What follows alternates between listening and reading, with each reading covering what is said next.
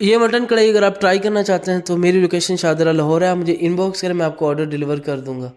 ये ऑर्डर मुझे समनाबाद लाहौर से आया था और इसके साथ और भी काफ़ी सारी चीज़ें थी जो हमने डिलीवर की और कस्टमर का काफ़ी अच्छा रिस्पॉन्स आया। तो आप भी अगर खाना ऑर्डर करना चाहते हैं तो हम आपको डिलीवर करेंगे। तो मटन को हमने बिल्कुल सिंपल वे में रेडी किया और बहुत ही टेस्टी, बहुत ज़बरदस्त बना है। यहाँ पे हमने रान का मीट लिया और ये बहुत ही जूसी, बहुत ज़बरदस्त किस्म की कढ़ाई बनती है इस मीट की। तो सबसे पहले हमने इसके अंदर मसाले डाल के इसको प्रेशर लगाया था। ये थोड़ा नरम था तो हमने इसे 15 मिनट का प्रेशर लगाया, तो ये अच्छी तरह सॉफ्ट हो गया था।